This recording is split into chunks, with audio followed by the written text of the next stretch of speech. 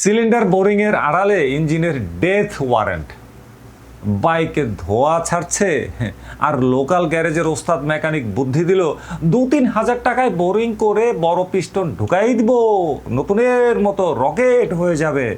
আপনিও ভাবলেন বাবা বাবা বাবা কি দারুণ, খুব ভালো মেকানিক তো। 8-10 হাজার বা 4-5 হাজার বা 15 হাজার টাকার ব্লক কিটের কাজ মাত্র 2-3 হাজারেই শেষ।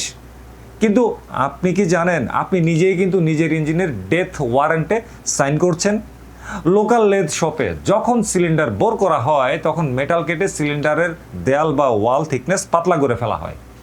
এখন আপনার বাইকটা যদি 150, 160 বা এর চাইতে আরও বেশি সিসির হাই কম্প্রেশন অয়েল কুল কিংবা লিকুইড কুলড ইঞ্জিন হয়, তবে হাইওয়েতে হাই আরপিএমে চলার সময় ইঞ্জিন মারাত্মক লেভেলে গরম হবে। শহরের ভেতরে জামেও কিন্তু মারাত্মক লেভেলে গরম হয়ে যাবে। দেয়াল পাতলা হওয়ার কারণে সেই তাপে সিলিন্ডার আর সুষমভাবে প্রসারিত হতে কিন্তু পারে না।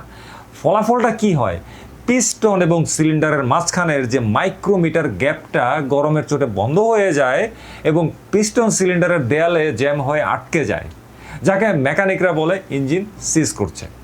মেটালের শক্তি আর তাপমাত্রার বিজ্ঞানকে ফাঁকি দেওয়ার ক্ষমতা কোনো লোকাল মেকানিকের লেদ মেশিনে নেই। বোরিংয়ের মাধ্যমে সিলিন্ডারের দেওয়াল পাতলা করা মানে হলো ইঞ্জিনের ভেতরে একটা টাইম বোমা সেট করে রাখা।